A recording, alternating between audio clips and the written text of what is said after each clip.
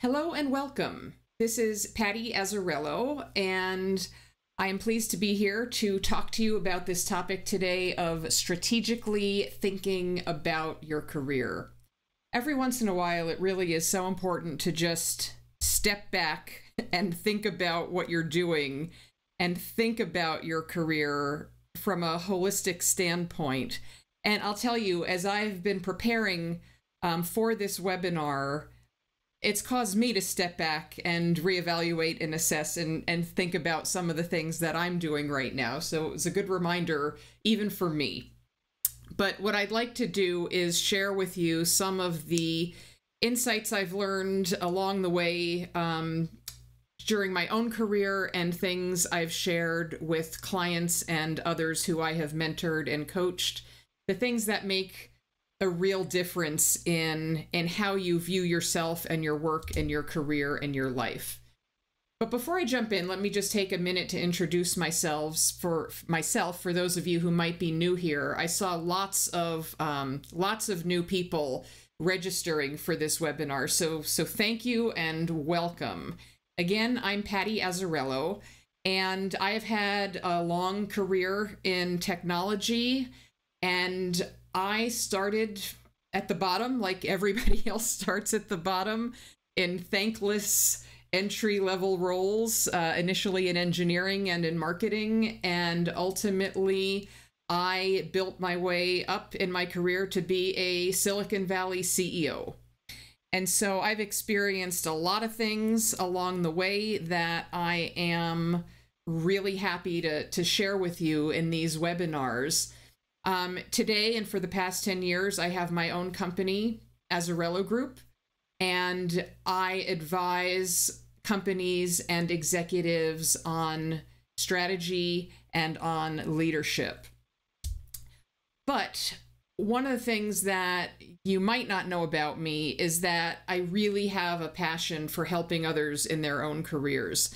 In fact, when I think about my own career and all of the things I've accomplished in the many roles I've had in my career, what I think about now is not the business achievements, but the people that I was able to help and the people whose careers I was able to help and who in fact now have, spectacularly successful careers. And any role that I got to play in that was such an honor to me. And that's really what I carry with me out of my corporate career, and that is a big part of why I do this program, is to help others in their careers. And what I'm talking about is a program I have called the Executive Mentoring Group. And each month I do a webinar like this one that is open and free to anyone who wants to join the live broadcast, to share ideas and insights and resources that can help you in your career. As part of my executive mentoring group, members get access, in addition to these webinars, to tools and other resources and support from me to put these ideas into action to get their own career breakthroughs. And each month there is what I call an executive playbook. And starting today, there's a new executive playbook on this topic of strategically thinking about your career, with practical action steps, templates, worksheets, and scripts to really help you optimize your choices and your success in your career. So members, this is in your library. You get this playbook for free. And if you're not a member, I will tell you later how you can still get this playbook for free, because you're investing in listening to this webinar now, and I want to make sure that you have all of the tools that can help you put the ideas in this webinar into action. So I always start these webinars and position the executive playbooks in the success model I describe in my book, Rise, of do better, look better, and connect better. Do better is about having the most possible business impact, not just being busy and working hard, but having a lot of impact and adding a lot of value. Look better is about your reputation and building credibility and positive visibility in a way that is not political and is always based on excellent results. And Connect Better is about building a network of support for your career and your work. The most successful people get the most help. And I'm excited to share this topic with you today because this idea of strategically thinking about your career is really a great wrapper to talk about why all three of these things matter and why you can't be as successful if you're not doing some of all of these three. And typically where people get stuck is they get stuck in the work and they get really busy and they just work, and they deliver results and they want to be effective. And then they wonder, why am I not advancing? Why am I not getting recognized? Why is my career not moving forward?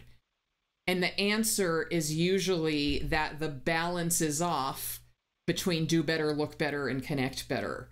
So that is one of the insights in itself, is to make sure that you are hitting all three of these notes if you are aspiring to more in your career. So what we're going to talk about today is really how to find increased meaning and fulfillment in your work. So many people that I talk to, that's what it's all about. And it's this question, what should I be when I grow up? And I can tell you in my own career, in the first part, maybe the first half of my career, I was just wishing for some magical mentor to do an assessment of me and tell me exactly what career path I should be on that would be the perfect match for my skills that I would find the most fulfilling. And sadly, that mentor never showed up.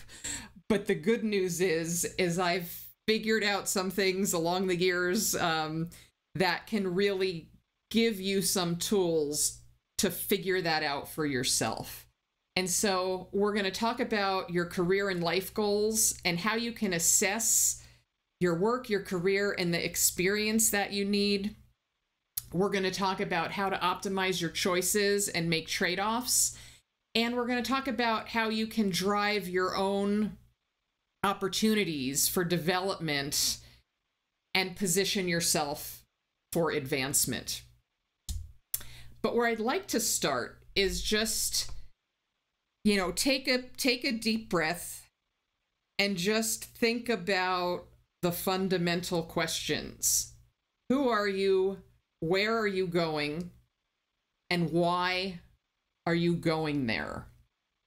And I first got focused on these questions when I read a story in a leadership book many, many years ago about a priest who was walking in a war zone, and he came to an intersection and a soldier stopped him. And the soldier said to him, "Who are you? Where are you going? Why are you going there?" And the priest had some coins, and he said to the soldier, "I will give you this money. I walk across this intersection every single day. I will give you this money if you promise to ask me those 3 questions every single day." And that just really made me pause and stop and think about the importance of those questions. And they're not easy questions to answer. It really does require some thought. But what I've learned is that the more you know the answer to these questions, the more likely you are to manage your career in a way that you're going to find it more satisfying and fulfilling, because these things really matter. So let's start with who are you? When someone asks, who are you? A lot of times we are tempted to answer by a role that we're in. I'm a parent, I'm a brother, I'm a police officer, I'm an executive, I'm a singer. And there's nothing wrong with that. But if I were to challenge you to describe who you are, but say you can't name a role, you have to say something else. So it's not a role that you're playing relative to other people. It's just you. Then how would you answer that question? Who are you? And when I think about this in the context of a career and a meaningful career, and I think about myself, and I think about other people that I know that are very different than me, the things on this slide are some of the things that come to mind. So selfishly, I've put the word improving first on this list because that's me, right? When I think about who I am, so much of what I do in my life and what is meaningful to me is through improving. I'm kind of on a mission to improve everything about myself, about my home, about my fitness, about my psychological well-being. And I've created a business now where I help others improve their lives, their careers, and their business. So that was a big anchor for me. But I know other people who are primarily creative, and that could be either artistic or on the business innovation side, or scientist type, discovering, research, learning, exploring, teaching, caregiving, performing, connecting, athletics, nature. These are the kinds of things that you at your core, independent of any role that you're in, what are the things that define who you are? And if you can focus on this, it can really be one of the really useful signposts when you think about your career. Where are you going? So thinking about career and life goals, first let's talk about life. So when you think about your life goals, what I find it useful to do is to fast forward in time, 20 years, just to pick a number. If I fast forward 20 years and I stand in that spot 20 years from now and I look backwards to today, the question I want to know is, am I satisfied with how I spent those last 20 years? I think that's just a really useful question because it helps pull you out of the activity and how busy you are. And it just helps you think about, where am I going? You know, what is all of this work and activity leading to? And so, you know, again, everybody has a different answer about if I'm satisfied with what I spent the last 20 years doing, why is that? What is it that was satisfying about it? That's where I was going and I got here. It's worth spending some time to think about this. And then on the where are you going in terms of your career goals, there's something I find really interesting about this because I have for my whole career, but specifically in the past 10 years since I've had my own company, I talk to a lot of people about their careers and their goals in their life and their business. And I talk to people at all different stages. I mentor people who are just getting out of college, you know, children of friends of mine, all the way through the cycle up to people in business who are getting ready to retire. I've had conversations with people in all different stages, and it really occurred to me that understanding what stage you're in is a really useful thing to know what all this work should be for. So the stages here I'm thinking about are starting, building, competing, doing, and finishing. So when you're starting your career, this is where you're just working really hard. You have a thankless entry-level job, and you're really not sure what this work is amounting to. You just know that you're working hard. You're trying to get your foot in the door. You're trying to get some stuff on your resume. You're earning real money for the first time in your life. And you're just working hard, exhausted, but it's all good because you're starting out and that's all fine. And you don't have a lot of answers. When you're in the building phase, this is maybe when you've made it through the entry level and you've selected your career path. and you're on a path and you see a way forward and you might be interested in advancing. And so you're still working super, super hard, and you're building experience, you're building confidence, you're building your network, you're building your financial security. And again, it requires a lot of energy and a lot of investment to be building and gathering momentum and gathering capital and experience and things that will move you forward. And then you would be in a stage potentially of competing, right? This is where you've built, you've invested, you've worked hard, but darn it, now I want to get that VP job. I want to get that C-level job. I want to get that big breakthrough. I want to get that big promotion. And if you're competing, what you do at work has to take a different tone. It can't just be being busy, investing, building, doing a lot of thankless work. You have to really tune what you're doing to allow you to compete to get that breakthrough. And so you have to be much more precise about your choices and what work you're willing to do and what work you're not willing to do, because you are competing for one of the fewer roles at the higher levels. The way I describe the doing phase, the doing phase can be at any level where you are satisfied with your level and you maybe don't have to invest so hard anymore. You know, you're a master at the job. You're doing the job. The work is not consuming your whole life. It's not super difficult, but you're thriving because you got there and you're enjoying doing the job. And a lot of times what I find is that people who have made it to this doing phase never stop back and think about the fact that they have arrived. They have gotten to the top of the mountain and they're still working in the building and competing mode instead of enjoying the doing part, enjoying the mastery, enjoying the fact that they can have a lot of variety in their life and it's not all just about building and competing at work.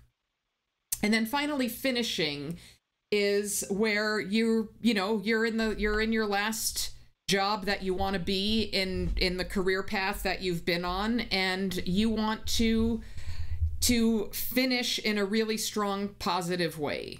And so I think what success looks like in the finishing stage is you still are excited about the job and you've become a good mentor for others and you're helping others compete. You're helping others build.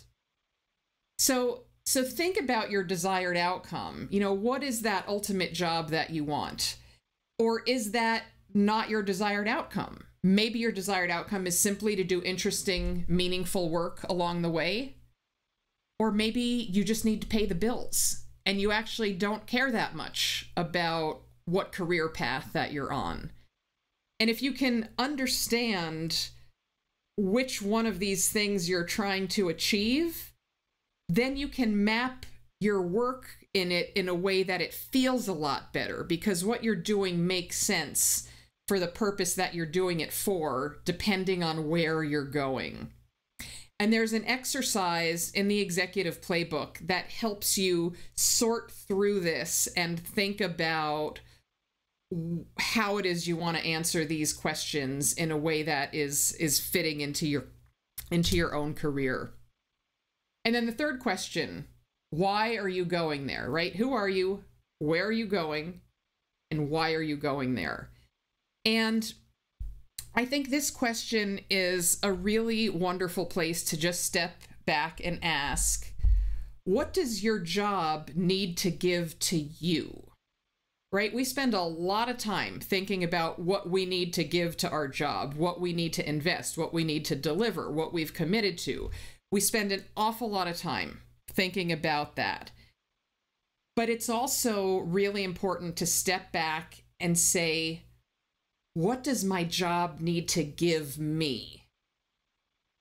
And this changes at each one of those phases. So in the beginning phase, you need your job to give you a lot of different experiences and ideas so you can make a good choice. In the building phase, you need your job to give you really rich experiences that are going to help you build. In the competing phase, again, it's different. In the doing phase, you may need your job to give you flexibility so you can enjoy your life more, right? It changes, but it's a really useful thing to think about it. So here are some questions to help you think about what your job needs to be giving you. So how does your current job set you up or block you from achieving your work and life goals? I've never found it particularly useful to have a long-term career plan, but instead, for example, for myself, I had a desired outcome of being a CEO, a general manager and a CEO. And then I could look at any job I was in along the way at any moment, and I could say, okay, is this job helping me get ultimately to becoming a CEO? And what that meant was, am I gaining new experiences that are going to be useful in my quest to become a CEO? And so the second question here, I think, is so super important, which is, are you gaining new, important, or enjoyable experience, or are you just getting the same experience again? So when somebody says to me, Patty, I have 6 years of experience in this job, I always think, that's kind of a long time. Are you sure that you got 6 years of experience? Or is it possible that you got 3 years of experience twice? So you have to really be honest with yourself about what your job is giving you. And I'll tell you a personal story here, that in my career, I had a job. It was my first executive job, and I loved it. I loved my boss loved me. I loved my team loved me.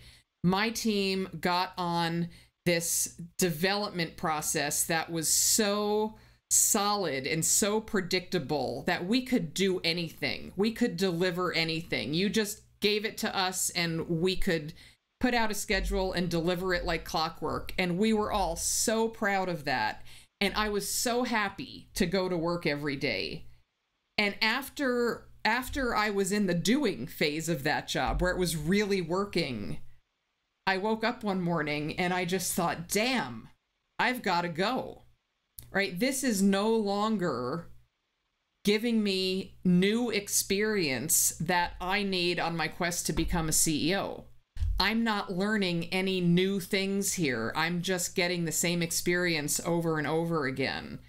And I had to leave that job, and I ended up going into what was the ugliest, most unpleasant job of my entire career. It was a nasty, nasty turnaround situation.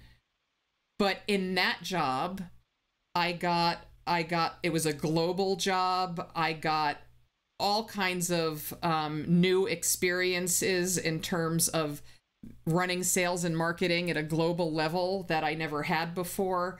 I was in a position to represent the company to the media and externally to partners and analysts, and it was a whole new set of experience that was in line with my long-term goals. So I went from the happiest to the most ugly because I was aware of what my job needed to give to me. So think about that. What do you need your job to give you? And I think this last question here is also really interesting, which is, do you care about the work content? Does it have to be a fascinating product or service? Or are you fascinated by something else? Do you want a job with a lot of travel or with no travel? Is work something that's social for you? Are there scheduling things that are important to you? I have a colleague who was in the competing phase, and he wanted to go for the next big thing in his career. But then we had this conversation, and he stepped back and he said, you know what? I work in San Francisco. I live in San Francisco. I ride my bike to work. I'm home with my kids in the evenings. And there's a lot that I really, really enjoy about this job. So I'm realizing that I don't need to compete anymore. I don't need to get to that next level. I'm just going to nail this job and enjoy it because it's working so well in my life. And so it's worth asking, why are you going there?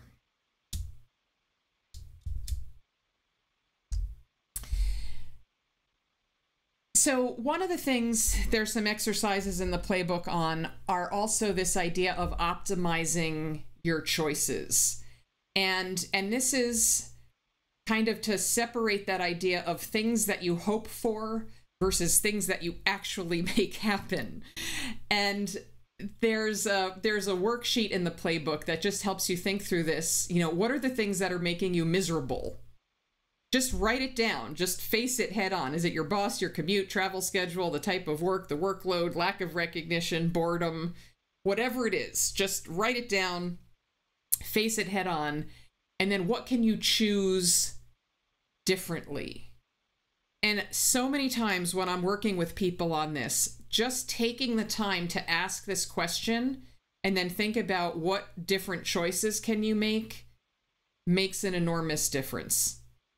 Sometimes it's simply about getting in time to work out during the week, or sometimes it's about getting in more family time, or sometimes it's about a bad boss and a new way of communicating with a bad boss. But instead of just letting these things drive you crazy, if you write them down, pick one, and create a plan to deal with it, you can actually feel much better in your work. The idea I want to spend a little bit more time on here is this idea of trade-offs. In my mind, success and happiness is really, it's all about trade-offs. And I believe you really can have it all, but not all at once, not all at the same time. You can't be super investing in your career at the same time that you are super investing in your family. That doesn't mean you can't have a career and a family. It just means that you're going to be better off if you're realistic about why you're making trade-offs. And you think, right now, I'm going to be, doing a great job at my job, but I'm not going to seek that promotion because I want to spend more quality time with my family. And then 5 years from now, I am going to step on the gas full speed in my career, and I am going to spend the next 5 years quietly preparing myself to make that jump when my life is ready for me to make that jump. And one of the other things I think is so important here is to understand these trade-offs and discuss it with your family. I see so many families that are trying to do this with just the person who's thinking about the job, and not the whole family thinking about the job. So for example, I can think of two specific people that I know, and one of them, their family is saying, "Why are you working so hard? You're not spending enough time with us." And the other one, the family is saying, "Why aren't you working harder? You should be more successful. You should be making more money." And I know both of these people are actually doing pretty cool things and making good decisions. And where it's fallen apart is they didn't get their family on their team. It's not that they were making a bad decision in their career. It was just that they had this tremendous amount of stress as a result of not sharing the challenge with their family and having it just create more stress instead of being a means of support. So I really like this idea of thinking about work-life integration and creating parallel timelines for your career and your life, and think about the things in the timeline on your career and think about the things in the timeline in your life and look at it together and look at how it stacks up when you look at it together. It's interesting. I've got a couple of people in my life who credit me with this is not something I take any credit for, but it's just kind of amusing. But they credit me with the fact that they were able to start a family because I took them through this parallel timeline exercise and said, let's just map it out. And they'd draw the map and they'd say, oh, okay, now I see it. Here's how we're going to do this. So it's a really powerful exercise to think about these trade-offs. And what I find is that when you are in control of the trade-offs, when you make the choices in the trade-offs, it's far less stressful than if you're just have these choices imposed on you and you're working harder than you want to work and it's not your choice, or you're feeling stuck in your personal life and it's not your choice. And so think about it and make it be your choice. And this is another one of those ways to just increase how much you are able to thrive in your career. This next idea here is really a little piece of magic, which I've had so many members of my executive mentoring group come back and tell me, Patty, this is the thing that worked. And it's simply tell someone, don't wait to be discovered. Tell people what you want. And this isn't about broadcasting it to the whole universe. But if you just are working hard and you're doing a great job and you're delivering results and you have aspirations to maybe start a new department or to get a promotion or to do something interesting and you never tell anyone, those opportunities are not going to find you. You're just going to keep working on your work and doing your work. And instead, if say you're a graphic designer and your dream one day is to run a graphic design department in a large company and you never tell anybody that, how are you going to get there? If you tell a few people in your company that, you tell a neighbor, you tell a mentor, you tell some colleagues in other companies, that's what you're interested in, then when one of those opportunities comes up, people are going to think of you and they're going to call you and they're going to say, hey, I heard about this. Is this something that you're interested in? I promise it is magic to just tell a few people what you're after, because then you've got eyes and ears on the ground and those opportunities are going to find you. Don't wait to be discovered and never be the only one who cares about what happens to you. There are a couple of other executive playbooks in the member library on authentic networking and mentors and sponsorship, which also really help with this aspect. This is another interesting thing that I think is so important, particularly, throughout your entire career, but I think you need to get this right early in your career to get yourself in the right mode. And this is the idea of driving your own development. And I find it so fascinating to think about how there is a very, very abrupt change in your life when you leave school and you go into the workforce. And what I'm referring to is that when you're in school, the teachers and the curriculum are in charge of your development.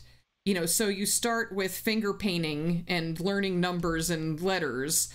And then if you master that, you go to first grade and you learn to read, and then you master that and you go into higher grades and you learn higher levels of math and you start learning science. And every time you master a level at school, you are promoted to the next grade and you are given a more challenging curriculum. And that happens through high school and that happens through university. Every time you're promoted, somebody gives you a more challenging curriculum. But then you step out into the workforce and your curriculum, it's your job description. And this idea of somebody else driving your development for you, it totally stops when you get handed that first job description. Nobody is driving your development for you anymore. And so you need to realize that, and you need to say, okay, I need to master what's in this job description, but then I need to go find a progressively more challenging curriculum for myself. I need to develop myself. And I've seen people who pretty much get stuck with their initial job description for years or decades because they're doing their job, they're working hard, they're doing everything they're asked for, but they're not developing themselves. And so this is something you really need to own.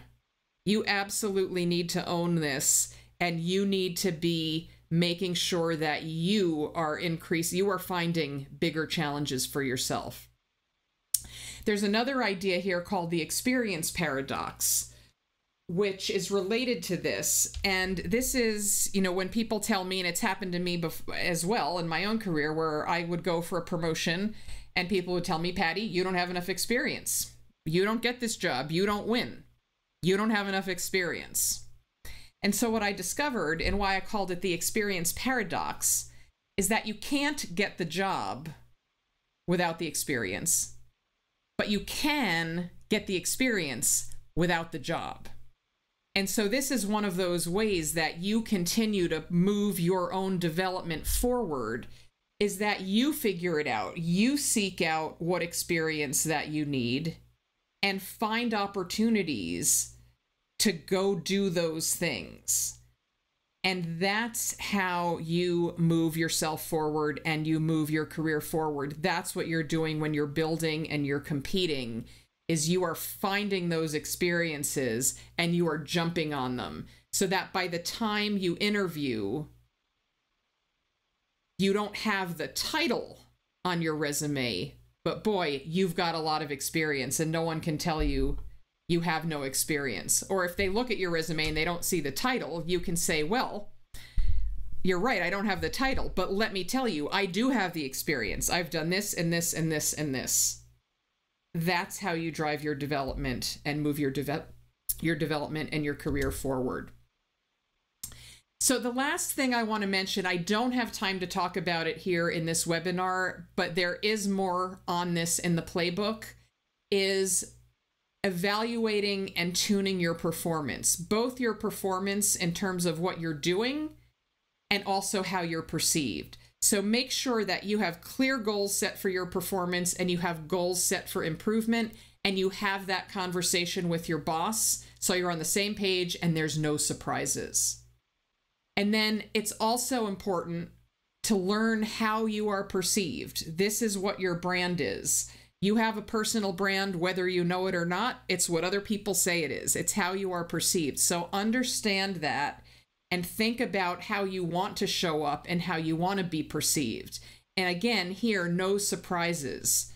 Don't develop a disconnect with what you believe you're capable of and what you believe you've delivered and what others see. It's up to you to make sure you knit those things together so you don't have surprises. So there's more on that in the playbook. And in general, there's a whole lot about this in the executive mentoring group in general, in the other playbooks. But it's just an important piece of your career, is to realize that you always have to be improving and moving forward, and you have to understand how you are perceived and make sure there are no gaps there. So just before I close, I want to show you some other resources that are available. If you haven't yet read my book, Rise, there's an awful lot of helpful career advice in it. It's why I wrote the book. It's called 3 Practical Steps for Advancing Your Career, Standing Out as a Leader, and Liking Your Life. In the executive mentoring group, there are other executive playbooks, which are super useful in terms of navigating your career. There's one on mentors and sponsorship. There's one specifically on how to stand out and get promoted, executive presence, ruthless priorities, and authentic networking. And then I'm really excited about a brand new video class on authentic leadership and personal brand. And you'll be hearing more about that as the weeks go by, but I wanted to give you a sneak peek. You can find it at azzarellagroup.com, personal brand, if you're interested in taking a look at that. But I'm really, really excited about being able to offer that class now. So, wrapping up, 3 things to take away from this webinar. Number 1, take that time to step back and do a real assessment. Where are you? Who are you? Where are you going? Why are you going there? What phase are you in? What is important? What do you want? What do you want to change? Take that time. Number 2, share. Tell someone. Share your goals with people who matter and can help you. And 3, manage. Manage your development. Never be surprised in your career, and take control of what happens to you. So the final thought here is know what you want and know what you need, and you make the trade-offs. You make the trade-offs on purpose and manage your own performance to optimize your work so it makes your life better. That's what this is really all about. It's about managing your work and your career so it fits into your life in a way that your life works. And that the life part, I believe, is super important. So let me now tell you a little bit about how to get this executive playbook and what's in this executive playbook. And in this playbook, to help you create your success on your own terms, is the system to help you assess your career choices, to make the right trade-offs, strategy to get the right experience, tools to manage your performance and how you are perceived, and how to communicate with the right people so that opportunities find you. And in the playbook, you get all kinds of outlines, templates, worksheets, and action steps to help you get there. So the way to get the playbook is to become a member of my executive mentoring group. And there's a free trial, so you can get this playbook for free and you can cancel at any time. But the way that these playbooks works is that they are all part of my executive mentoring group, and you get a new executive playbook each month. So the price, the annual price, is $269 per year, but you can get a free 30-day trial. And when you start that trial, you'll get this playbook on strategically thinking about your career for free as part of that trial, and a bunch of other stuff, which I'll talk about. So in terms of how the system stacks up, there's a new monthly playbook, executive playbook each month. And each month you get tools, templates, system, structure, and reminders. And some examples about some of the other executive playbooks. There's, in the do better category, things like make more time, leading high performing teams, mastering executive communications. In the look better category, executive presence, stand out, get promoted, marketing and positioning yourself. In the connect better category, authentic networking, mentors and sponsorship, influence and matrix management. These are just some examples of other playbooks that are in the member library. And some of the upcoming topics in the next months are managing your boss, working and managing remotely, personal brand tune-up, developing strategic habits, and building trust and credibility. So I'm excited about these ideas that are upcoming as well. And so the way this works is this month's executive playbook, strategically thinking about your career, is you start wherever you are. There's no prerequisite. How can I have the best career? And at the end, I feel like I'm thriving more at work because I have a framework and specific ideas to increase my success, my confidence in my path, and my satisfaction at work. And so you get the system with the insights, the framework, the action plan. This is delivered to you through a streaming webinar. There's an MP3 audio version that you can download and take away with you. There's worksheets, there's templates and scripts, so you can put this stuff into action in a practical way. There's also structure. So So all of these tools are self-paced. You can use them on any schedule that you want. But if you participate each month in the live playbook each month, you get weekly reminders, and we share specific tasks and goals and scheduling ideas to help you put a bite-size action in place in each week. And then finally, there's support. I get to be your mentor, right? You get direct coaching from me. There are 2 group coaching opportunities each month, a Q&A around the playbook and a coaching hour. And there's also a private Facebook group, which is optional, and people post questions there and get coaching from me and ideas also from other members. So this program I have found to be super useful for people over the past 10 years. And what I've done is I've curated the most effective topics in terms of which executive playbooks I've created. And for example, just this week on one of our coaching calls, one of the members called in and said, Patty, I just needed to tell you that I used your playbook on mastering executive communications to prepare for an interview for an executive position, and it helped me get the job. And that just makes my heart sing. And that's why I do this. And so I've put together a bunch of super useful stuff that will help you get your breakthrough. And part of it has been through my own history, because I've also been stuck. And when I went for promotions and opportunities, I heard no more times than I heard yes. And I remember how bad it feels to feel blocked or stalled or not know what to do. So I really, truly want to help. And I got there, I know it works, and I do this program so that I can share all the secrets. And the big idea here is less stress, more happiness, right? Struggle less, be more confident, get the recognition you deserve, get the opportunities you want, make your life better. So just a couple of thoughts about members.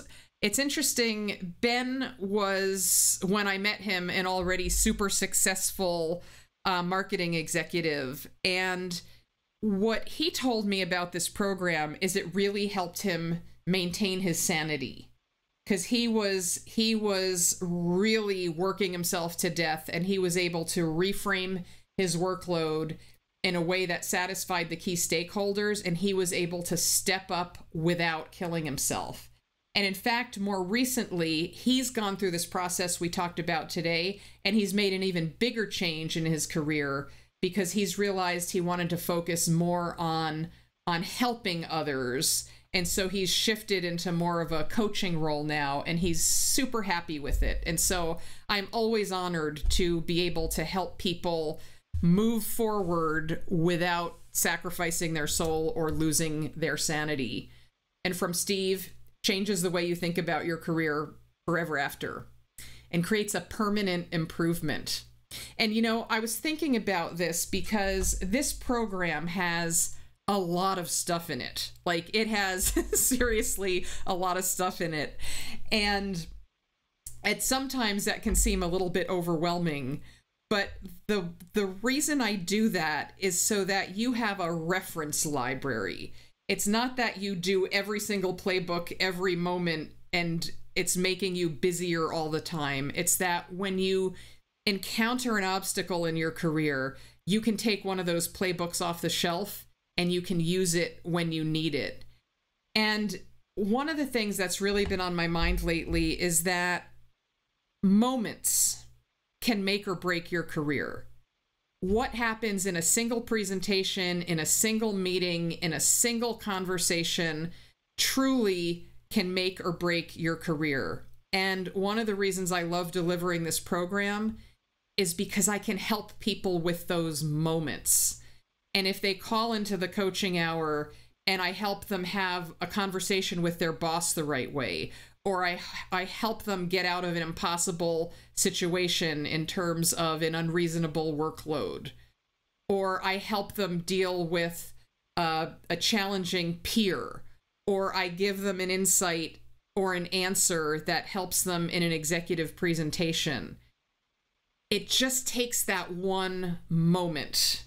And so having this program to help you create that breakthrough in that moment is worth the world, right? Because you never know when those moments come, and you never know where those breakthroughs come from.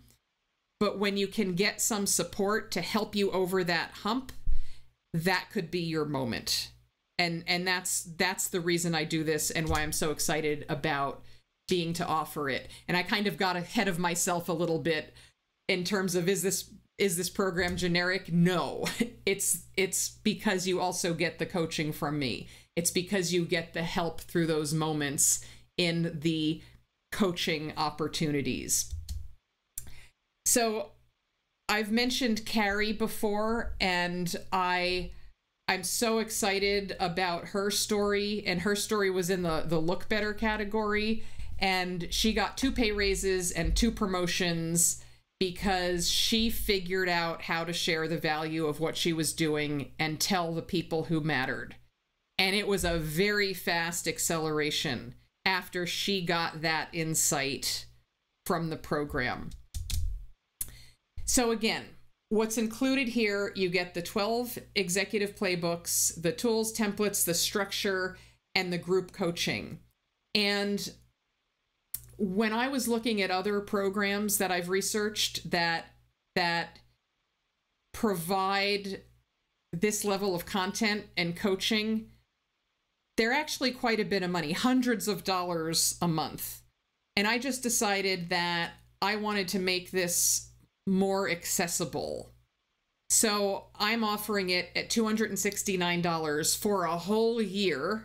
And this has proven to be a price that many people can get their company to pay for, because it's not a big number to get a company to pay for your professional development.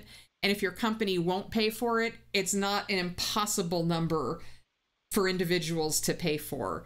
And so I'm happy that the internet lets me reach enough people that I can keep the price at this level. And again, you can try it for free, and you can get this playbook for free by signing up for a free trial. Lastly, one other story about Colette finding her dream job, and she didn't have the right connections. She wasn't telling the right people what she wanted. And once she shored up that idea in her mind and began communicating the right way, she was able to unlock her future and get the dream job that she wanted. And then I also love this idea here from Vicki, is that I'm no longer intimidated by the steps necessary for career development. That is so important to me, because if I can help with your confidence and that you can feel great and confident about going and getting what you want, then it's such an honor for me to be able to help with that. So again, here is the program, everything you get, and there is a 30-day free trial. There's also, wait, there's more. There's a bonus class on Ruthless Priorities, which is a deeper dive than an executive playbook that really helps you understand how to manage your time and use your time strategically. So if you would like to start the 30-day free trial, you can simply go to pattyazzarello.com, and there you will be able to start your free trial and get immediate access to the playbook. If you've been thinking about joining for a while, the $269 annual fee is actually a much better deal. It's about a 23% discount off the monthly price. The trial moves into the monthly program or the annual program. You can have that either way. But again, if you are interested in joining, I hope you will go to pattyazzarello.com and either start your free trial or join us in the annual program so that you can struggle less, get more answers, and get your breakthrough. So briefly how this stacks up. In the annual program, it's the most popular option because it's the best deal. And the big difference between the monthly program and the annual program is the annual program gets you access to all the executive playbooks immediately, where the monthly program, you get playbooks one by one and your library builds up each month that you are a member. So again, PattyAzzarello.com, and you'll see those options and you'll be able to start your free trial. And I promise you, it is not at all complicated to cancel. I'm not trying to trick you into a monthly subscription. I really do want to help. And so if you get the free trial, you can cancel it. If you have any trouble canceling it, you can just send us an email and we'll cancel it for you. It is not my ambition to try and trick you into a subscription. I really want to offer help with this program. That's why I do it. So thank you for listening. Let me check the clock here. We've got a few minutes for some questions. So let me set up the phone lines so that you can ask some questions. Hang on a moment. Q&A session has started. All right, the Q&A session has started. Let me stop sharing my screen. Any questions? Okay, Charles. No, not Charles. Someone from Charles Schwab. Yes, that would be me. Quick question. So, first of all, thank you for all of this. My question is around age and age bias. So, I'm someone that personally is looking to move into the executive ranks. However, I am competing against people with similar work experience that are 10 to 12 years younger than me. So I took some time out in the past to focus more on my family. Now I'm focusing more on the career. Any advice on how to compete with people that are similar experience but younger? Yeah, you know, I've written a blog article on this, and there's actually some information in this in my book Rise as well. And I've hired people in their 50s, 60s, 70s, and one thing that they all shared was energy for the job. So if experience is equal, energy for the job, and then just make sure that you are very current in your appearance. So it doesn't matter if you are physically older, if you, and I actually recommend going to the department store, getting a personal shopper and getting new eyeglasses, getting a good haircut, and being super current in your experience, and then using your age as a benefit. You know, you bringing some of that wisdom. So you have the experience, you're super excited about the job, you're super current in how you present yourself, but you've got this secret weapon of maturity and insight that others can't compete with. If you can bring all that to bear together, you can actually be quite competitive.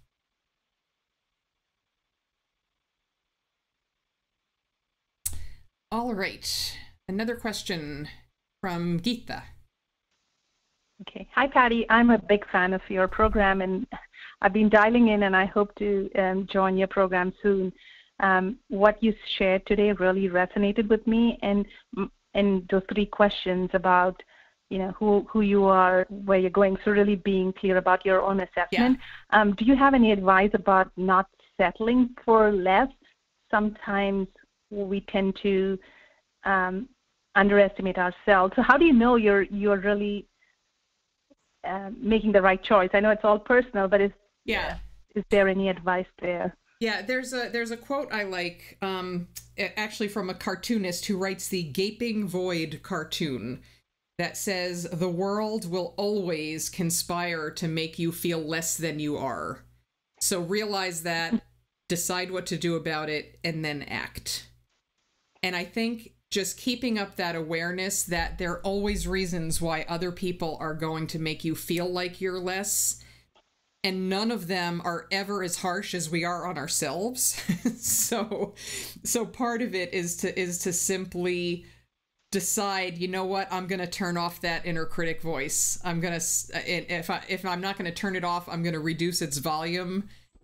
It's there, but it doesn't get to drive. And then think about the things that you want and start gathering your assets. Start gathering the people who do want the best for you. Start gathering the kinds of experiences that will support you, and use all of those things to build your confidence. And just know that the general state of the world is actually to drag you down, and you do have to fight it.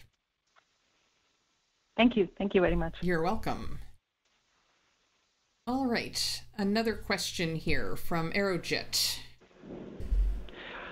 Yes, Patty. I have a colleague who's a lawyer who's been with firms, wants to get out, has gotten out of a firm, is with an organization, and now he wants to make a fairly dramatic move. And do you have any kind of provision whereby if he were to sign up that he could get some, on an additional charge, some special counseling for him at this point in his life, because he's ready to make a move, and yet I think he's floundering relative to how that move should come about, and explaining that he's got a lot of talent, but I think he needs to move into an HR director level or higher job, and I think I'm guessing that he's not well prepared.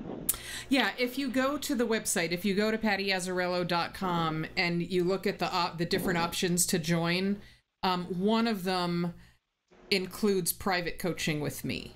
Okay, and it's more expensive, but it is there. Okay. Okay, very good. Thank you. You're welcome. You are welcome.